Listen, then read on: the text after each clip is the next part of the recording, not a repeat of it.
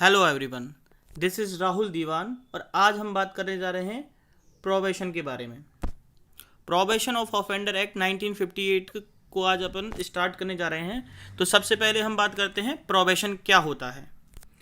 तो जैसा कि हमें पता है, प्रोबेशन जो है वो लैटिन टर्म प्रोबेयर या प्रोबेटम जिसे कहते हैं अपन, वहाँ से एक शब्द लिया गया है जिसे अपन इंग्लिश में क्या कहते हैं, प्रोबेशन कहते हैं। जिसका क्या मतलब होता है, प्रोबेशन का क्या मतलब होता है, विच मीन्स टू प्रूव और टू टेस्ट और to examination. To prove something, to test something, to examination something. तो आपसे अगर क्वेश्चन पूछा जाए कि भाई लैटिन टर्म में प्रोबेशन को क्या कहते हैं, तो प्रोबेयर कहते हैं या प्रोबेटम कहते हैं।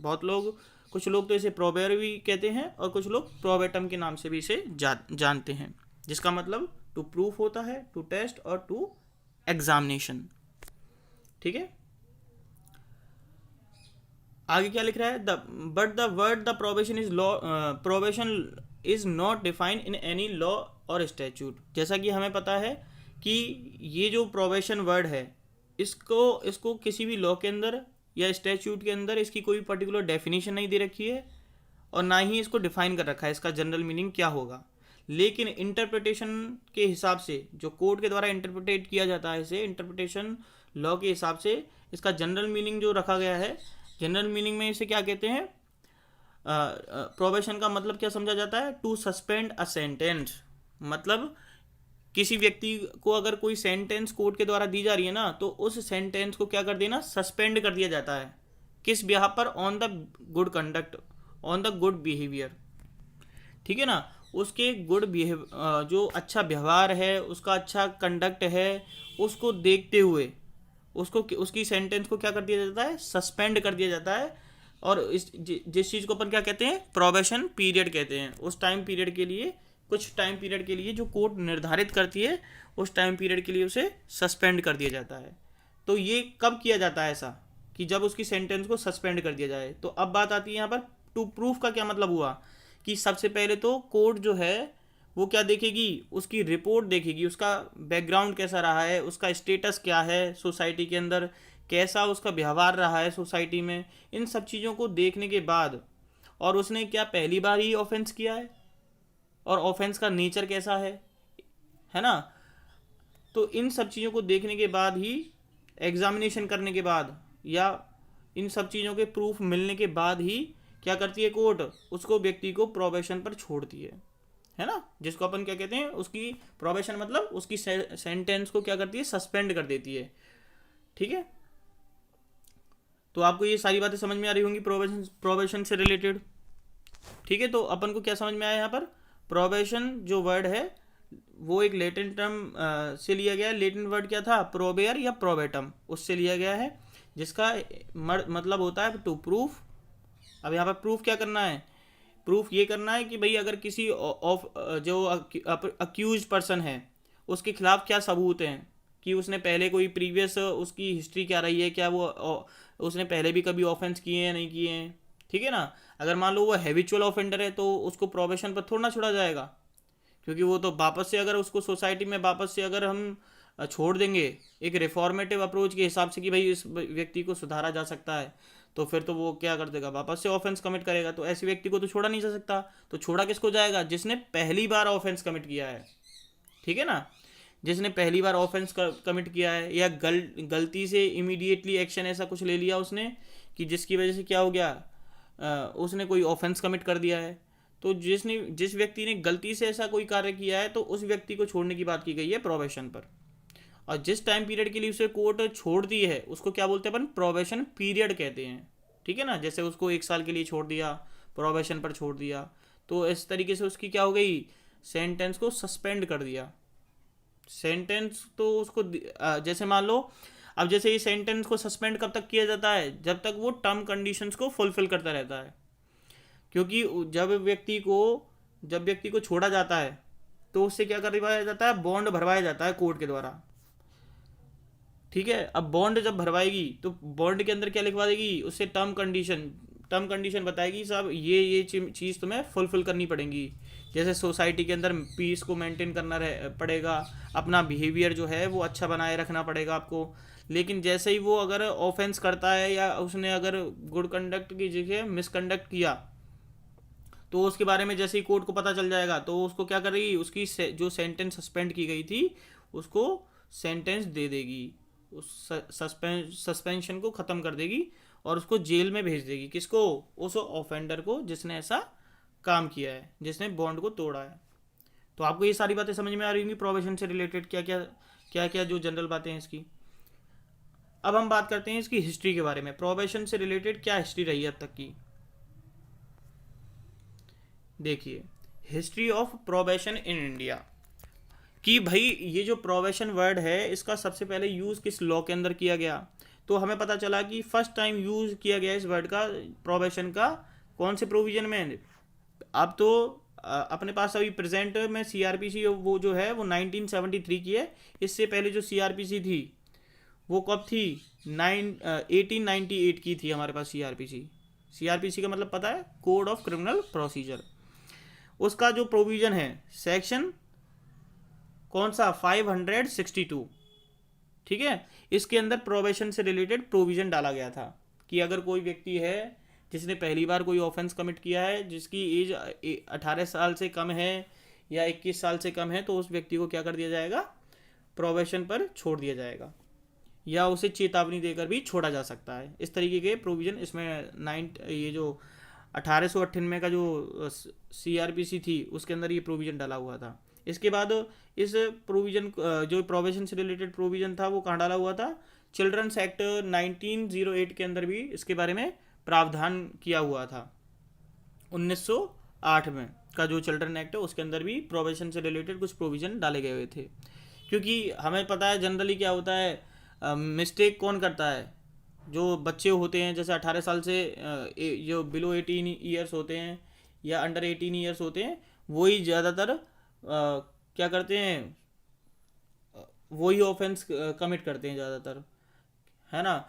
तो जैसे कि मान लो उसने अगर कोई भी तरीके का ऑफेंस कर दिया, किसी को हर्ट कर दिया, तो उस व्यक्ति को क्या कर दिया जाएगा? तो उस बच्चे को चेतावनी देकर के छोड़ दिया जाता है और उसको प्रोबेशन पर भी छोड़ा जा सकता है। तो इस तरीके के प्रोविज़न चिल्ड्रंस एक्ट में भी डाल रखे हैं, ठीक है। इसके बाद 1931 में गवर्नमेंट ऑफ इंडिया को लगा कि भाई अगर हम ऐसे ही अगर किसी भी व्यक्ति को जेल में डालते रहे जिसने पहली बार ऑफेंस कमिट किया या गलती से उस पर कोई मिस्टेक से ऑफेंस कमिट हो गया है, तो हमारे जेल के ऊपर बहुत ज़्यादा बर्डन हो जाएगा, ठीक है। जेलों के ऊपर भी बर्डन हो जाएगा, भार हो जाएगा, क्योंकि इतने सारे कैदियों को हम रखेंगे कहाँ पे। तो इससे क्या होगा, जो पैसा आएगा, कितना ज़्यादा एक्सपेंडिचर मतलब एक्सपेंडिचर लगेगा, उस पर खर्चा कितना होगा जेलों का। तो इन सब चीज़ों को देखते हुए इस बिल को इंट्रोड्यूस करने की बात कही कि भाई एक ऐसा ऑफेंडर प्रोबेशन मतलब प्रोबेशन वाला ये बिल लाया जाए जो ऑफेंडर को कुछ रिलीफ दे सके। ऐसे ऑफेंडर्स को जिन्होंने पहली बार कोई ऑफेंस कमिट किया हो, जिन्होंने पहली बार ही किसी तरीके का क्राइम कमिट किया हो, ठीक है। लेकिन उसके लिए कुछ क्राइटेरिया रखा गया, कुछ मानदंड रखे गए, ठीक है। उसको इस एक्ट बिल के अंदर लाया गया। लेकिन ये क्या हुआ, 1931 में कुछ और चीज़ों पर और चीज़ें आने की वजह से, मतलब और भी चीज़ें थी जिन पर एम्फेसाइज करना था, तो उसकी वजह से ये जो बिल है उसको पास नहीं कर पाए ये 1931 में। इसी तरीके से इसको फिर 1934 के अंदर भी लाया गया, लेकिन उस समय भी इस पर कोई भी इम्प्लीमेंटेशन इस बिल के ऊपर नहीं हो पाया, ठीक है। फिर क्या हुआ, जब आफ्टर 19 मतलब आफ्टर द इंडिपेंडेंट, मतलब जब हम आज़ाद हो गए, आज़ाद हो गए, तो उसके बाद क्या हुआ, जो जेल कमेटी है उसने अपनी रिकमेंडेशन रखी और उसने अपनी तरफ से रिपोर्ट रखी, और उस रिपोर्ट का परिणाम क्या रहा भाई, उन्होंने कहा कि भाई जेलों के ऊपर, जेल कमेटी ने कहा कि भाई जेलों के ऊपर बहुत ज़्यादा बर्डन है और ऐसे व्यक्तियों को अगर हम जेल के अंदर रखेंगे, मतलब उन्होंने अपनी रिपोर्ट सबमिट करवाई, तो उन्होंने कहा कि अगर जो पहली बार ही ऑफेंस कमिट किया है उन व्यक्तियों को अगर हम जेल के अंदर रखेंगे तो वो क्या करेंगे, हैबिचुअल ऑफेंडर्स के साथ मिल जाएंगे, और हैबिचुअल ऑफेंडर्स के साथ मिलेंगे तो ये भी क्या हो जाएंगे, हैबिचुअल ऑफेंडर बन सकते हैं, अपराध के नए नए तरीके सीख सकते हैं। तो इससे बढ़िया तो ये करो, इनको क्या करो, जेल के ऊपर भी बर्डन नहीं रहेगा और इनको भी क्या मिल जाएगी, इनको भी आज़ादी मिल जाएगी, इनके ऊपर भी किसी तरीके का स्टिग्मा नहीं लगेगा, ठीक है ना। तो इस वजह से क्या हुआ, उनको छोड़ने की बात की गई कि भाई ऐसा कोई लॉ लाया जाए जिससे क्या हो सके, ऐसे व्यक्तियों को जो पहली बार कोई ऑफेंस कमिट कर रहे हैं उनको छोड़ दिया जाए, जिससे जेल पर भी कोई बर्डन ज़्यादा नहीं हो। तो उन चीज़ों को जेल कमेटी के द्वारा जब रिपोर्ट सबमिट की गई तो उनकी रिकमेंडेशन के आधार पर उसका परिणाम क्या रहा कि गवर्नमेंट ऑफ इंडिया ने भी ये डिसाइड कर लिया, क्या डिसाइड कर लिया कि भाई ऐसा करो भाई, प्रोबेशन लॉ बना ही दो एक। तो फिर क्या करा, इंडिया के अंदर प्रोबेशन लॉ की बात रखी गई और एक ड्राफ्ट, एक बिल प्रोबेशन ऑफ ऑफेंडर से रिलेटेड लाया गया और उसे इंट्रोड्यूस किया गया सबसे पहले लोकसभा में 18 नवंबर 1957 में। फिर इस बिल को एक्सेप्ट तो कर लिया दोनों हाउसेज ने, कौन कौन से, राज्यसभा ने भी और लोकसभा ने भी। फिर हुआ क्या, लेकिन पार्लियामेंट के जो दोनों हाउस थे उन्होंने एक्सेप्ट तो कर दिया, लेकिन उन्होंने शर्त क्या रखी, पहले इसे जॉइंट कमेटी बनाई जाए, इसके लिए एक जॉइंट कमेटी को इस्टेब्लिश किया जाए और उनके सजेशंस मांगे जाएं इस बिल के ऊपर, क्या इसके बिल के अंदर कुछ अमेंडमेंट करने की ज़रूरत है भी या नहीं है। बहुत सारी चीज़ें थी, जैसे कि इसको सेंट्रल लेवल पर क्या किया जाए, इसे इम्प्लीमेंट किया जाए, जैसे कि CRPC है, अब वो हर स्टेट के अंदर भी लागू है और केंद्र स्तर पे भी लागू है ना, स्टेट लेवल पर भी लागू इम्प्लीमेंट है पूरी तरीके से और सेंट्रल लेवल पर भी इम्प्लीमेंटेड है। तो इसी तरीके से क्या इसको सभी पूरे इंडिया के ऊपर लागू कर दिया जाए या स्टेट के ऊपर छोड़ दिया जाए, इन सब चीज़ों को देखते हुए जॉइंट कमेटी ने अपनी रिपोर्ट सबमिट करवा दी। कब जॉइंट कमेटी ने अपनी रिपोर्ट सबमिट करवा दी, कहाँ कब करवाई थी, सबमिट करवाई थी रिपोर्ट लोकसभा में, वो भी 25 नवंबर 1958 में, ठीक है। 1958 में इन्होंने अपनी रिपोर्ट को सबमिट करवा दिया कि साहब ये रिपोर्ट है, आप देख लीजिए। तो फिर फाइनली ये क्या हुआ, फाइनली इस बिल को, जो कि कौन सा बिल था, bill on the probation of offenders, इस बिल को पास कर दिया गया दोनों हाउस के द्वारा और असेंट ले ली उन्होंने प्रेसिडेंट से। प्रेसिडेंट ने कब असेंट दी, 16 मई 1958 में इस बिल को प्रेसिडेंट ने असेंट दे दी। और जैसे ही पार्लियामेंट से पास हो गया, प्रेसिडेंट ने असेंट दे दी, तो ये एक्ट क्या मतलब बिल से क्या बन गया, अब एक्ट बन गया। तो अब अपन इस बिल को क्या बोलते हैं, probation of offender act, bill नहीं बोलेंगे। अच्छा, ये बिल जिस सन का होता है वो इसके साथ एक्ट के साथ जुड़ जाता है। जैसे कि इस बिल को इंट्रोड्यूस किया गया और प्रेसिडेंट ने असेंट दे दी 1958 को, तो अभी ये बिल के साथ जो 1958 लगा रहा ना इसके, तो अपन क्या बोलेंगे इस बिल को, प्रोबेशन ऑफ ऑफेंडर बिल 1958, है ना। तो अभी इस बिल को हमने क्या बना दिया, प्रेसिडेंट ने जैसे असेंट दे दी अपनी, तो ये बिल एक्ट के रूप में परिवर्तित हो गया। तो अपन क्या बोलेंगे, अभी से बिल हटा देंगे वहाँ से और वहाँ पे क्या लग जाएगा, एक्ट लग जाएगा। तो अब अपन इसे क्या बोलेंगे, प्रोबेशन ऑफ ऑफेंडर एक्ट 1958, मतलब जिस सन का ये बिल होता है ना, जब इस बिल को रखा जाता है जिस सन में रखा जाता है, और तो उसी बिल की जो डेट होती है उसी को एक्ट में जब परिवर्तित कर दिया जाता है, तो उसी ईयर को उसमें शामिल कर दिया जाता है, लिख दिया जाता है, ठीक है ना। चाहे वो इम्प्लीमेंट कभी भी हो, उससे कोई मतलब नहीं है, लेकिन जिस ईयर का वो बिल होता है उसी को उस एक्ट के साथ जोड़ दिया जाता है, ठीक है ना। अब जैसे मान लो 1957 में इस बिल को इंट्रोड्यूस किया गया, लेकिन उस टाइम पे पास नहीं हुआ ये, लेकिन ये बिल जैसे ही ये 1958 में रखा गया तो इसको पास कर दिया, ठीक है ना। तो जैसे ही इस बिल को 1958 में ही पास कर दिया गया, किसके द्वारा, पार्लियामेंट के द्वारा, प्रेसिडेंट ने भी अपनी तरफ से असेंट दे दी, तो जैसे ही बिल पास हो गया तो ये एक्ट में कन्वर्ट हो गया। तो अपन ने क्या बोल दिया इसको, प्रोबेशन ऑफ ऑफेंडर एक्ट 1958, ठीक है ना। तो ये जनरल मीनिंग है, छोटी छोटे पॉइंट होते हैं, इनको समझना बारीकी से जरूरी होता है, तो इसलिए मैं आपको ये समझा रहा था। आपसे अगर प्रेसिडेंट असेंट पूछी जाए, क्वेश्चन आ सकता है कि भाई ये प्रेसिडेंट की असेंट कब मिली इसको, तो 16 मई 1958 को ही इसको प्रेसिडेंट की असेंट मिल गई थी। आगे अब हम पढ़ते हैं प्रोबेशन ऑफ ऑफेंडर एक्ट के बारे में। तो हमने अभी इसी की हिस्ट्री देख ली, प्रोबेशन का क्या मतलब होता है ये देख लिया, ठीक है। अब प्रोबेशन ऑफ ऑफेंडर एक्ट जो है 1958 का है। ये पब्लिश कब हुआ था? तो ये पब्लिश 1958 में हो गया था, लेकिन ये जो एक्ट नंबर लिखा होता है ना, ये क्या होता है, 1958 में ये 20वें नंबर का एक्ट था, ठीक है ना, जिसको पब्लिश किया गया था। तो इसका क्या मतलब हुआ कि 19 एक्ट को पहले ही पब्लिश कर दिया गया था 1958 में, तो ये 20वें नंबर का एक्ट था, तो यहाँ पे लिखा जाता है एक्ट नंबर 20 ऑफ 1958। ये भी बहुत बार क्वेश्चन पूछा जाता है, ठीक है ना, आरजीएस लेवल पर, कि आपसे पूछ लिया जाएगा ये एक्ट नंबर क्या था, तो आप बता सकते हो 20, एक्ट नंबर 20 था, और कौन से सन में इसको पब्लिश किया गया था, तो 1958 में इसको पब्लिश किया गया था।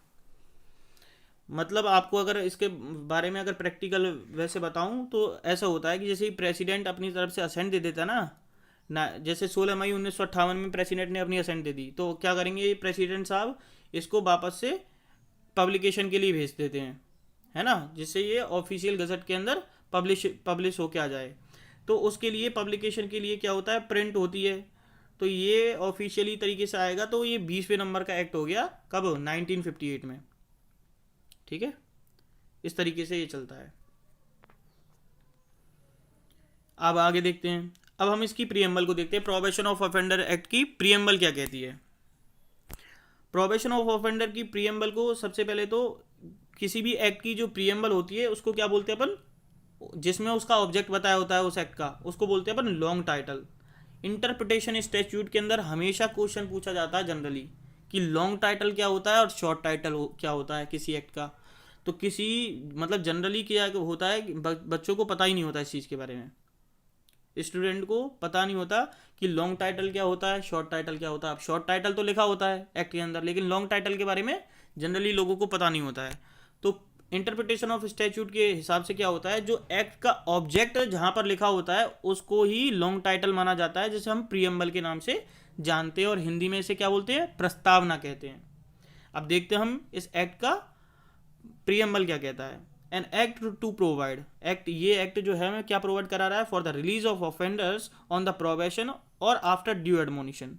मतलब प्रोबेशन पर भी ऑफेंडर्स को रिलीज किया जा सकता है इस एक्ट के जरिए, और आफ्टर ड्यू एडमोनिशन, चेतावनी देने के बाद भी ऑफेंडर को रिलीज किया जा सकता है, ठीक है। And for the matter connected therewith, और इससे रिलेटेड अगर कोई और मैटर होंगे तो उसको भी इससे डील कर सकते हैं इस एक्ट से, ठीक है। अच्छा, ये एक्ट आपसे पूछा जा सकता है कि ये एक्ट कब इम्प्लीमेंट होता है किसी ऑफेंडर के ऊपर, आफ्टर ट्रायल, जब उसको कन्विक्ट किया जाता है ना किसी व्यक्ति को कोर्ट के द्वारा। जैसा कि मैंने आपको सेक्शन आपने 235 के अंदर पढ़ा होगा, सीआरपीसी का सेक्शन जो 235 है उसके अंदर क्लॉज 2 में बता रखा है कि भाई जब व्यक्ति को कन्विक्ट किया जाएगा तो सेक्शन 360 की भी मदद वहाँ पर ली जा सकती है। मतलब उसे प्रोबेशन का भी अगर व्यक्ति के करेक्टर को, उसके ऑफेंस के जो नेचर, ऑफेंस का क्या नेचर है उसको देखते हुए उसको प्रोबेशन पीरियड दिया जा सकता है, प्रोबेशन पर भी छोड़ा जा सकता है। तो सेक्शन 235 के अंदर ये बात बता रखी है। इसी तरीके से सेक्शन 248 में भी बता रखा है सीआरपीसी में, और 255 में भी क्या बता रखा है सीआरपीसी में, प्रोबेशन पीरियड के बारे में, प्रोबेशन पर छोड़ने की बात की गई है कि उनको इस चीज़ का रिलीफ दिया जाएगा प्रोबेशन का या नहीं दिया जाएगा, ये सारी चीज़ें बता रखी है। तो ये एक्ट कब लागू होता है, आफ्टर ट्रायल, ठीक है ना। ट्रायल होने के बाद जब उनका उन व्यक्तियों का एग्जामिनेशन हो जाता है, एग्जामिनेशन होने के बाद कोर्ट क्या डिसाइड करेगी, या तो उसे एक्यूटल कर देगी या उसे कन्विक्शन देगी। तो कन्विक्शन अगर उसको दी जाती है, एक्यूटल कर दिया तो कोई दिक्कत ही नहीं है, लेकिन अगर कन्विक्ट किया जाएगा तो उसे प्रोबेशन पीरियड में छोड़ा जाएगा या नहीं जाएगा, ये कौन डिसाइड करता है, description of the court, court की डिस्क्रिप्शन होती है, या तो उसे चेतावनी देकर के छोड़ दिया जाए या उसे प्रोबेशन पर रिलीज कर दिया जाए, ठीक है। अब यहाँ पर और क्या चीज़ देखते हैं अपन, इस एक्ट के अंतर्गत कितने सेक्शन बताए गए हैं। टोटल सेक्शन इसमें 19 है, ना तो इसमें कोई चैप्टर बता रखे हैं ना कोई पार्ट बता रखे हैं, डायरेक्ट बता रखा है कि इसमें टोटल सेक्शन कितने हैं, 19, ठीक है ना। तो इसमें कुछ आगे के जो सेक्शंस हैं, जैसे 3 है, 4 है, ये काफ़ी इंपॉर्टेंट है, 5 है, 6 है, ये सारे सेक्शन जो है काफ़ी इंपॉर्टेंट है इससे रिलेटेड। तो आपको ये प्रीएम्बल समझ में आ गया होगा इसका, इसका जैसे अपन लॉन्ग टाइटल भी कहते हैं, इसकी हिस्ट्री भी आपको समझ में आ गई होगी। और क्या पढ़ा अपन ने, इसके प्रोबेशन का मतलब क्या होता है, जनरल मीनिंग क्या होता है, वो भी आपको पूरी तरीके से प्रोबेशन ऑफ ऑफेंडर से रिलेटेड समझ में आ गया होगा। अच्छा, अगर आप इस एक्ट के नाम को पढ़ें और एक्ट के नाम को समझें, तो ये एक्ट का नाम क्यों रखा गया, प्रोबेशन ऑफ ऑफेंडर। तो ऑफेंडर को जो प्रोबेशन दिया जाता है, किस आधार पर दिया जाता है, उनको एग्जामिनेशन करने के आधार पर। एग्जामिनेशन, जैसा कि मैंने बताया कि प्रोबेशन का क्या मतलब होता है, to examination, to test, to proof. तो ये ऑफेंडर्स होते हैं, ऑफेंडर्स को एग्जामिनेशन कैसे किया जाएगा, पहले उनका प्रीवियस कंडक्ट देखा जाएगा, उसके आधार पर उनकी प्रीवियस रिपोर्ट कैसी रही है अब तक, क्या उन्होंने पहले कोई और ऑफेंस कमिट किए हुए हैं, क्या वो हैबिचुअल ऑफेंडर है भी या नहीं है, उसकी एज के आधार पर। इन सब चीज़ों को देखने के बाद ही कोर्ट के पास ये पावर होती है, डिस्क्रिशन कोर्ट के पास होता है। ये राइट नहीं है किसी ऑफेंडर का कि भाई हमको तो प्रोबेशन पर छोड़ा ही जाए, ऐसा नहीं है। ये किसी व्यक्ति का राइट नहीं है, ये तो केवल कोर्ट का डिस्क्रिशन है। कोर्ट के पास अधिकार है कि वो चाहेगी तो छोड़ेगी और नहीं चाहेगी तो फिर नहीं छोड़ेगी किसी व्यक्ति को, ठीक है ना। तो इस तरीके से इस एक्ट का नाम रखा है इन्होंने, प्रोबेशन ऑफ ऑफेंडर्स, ठीक है।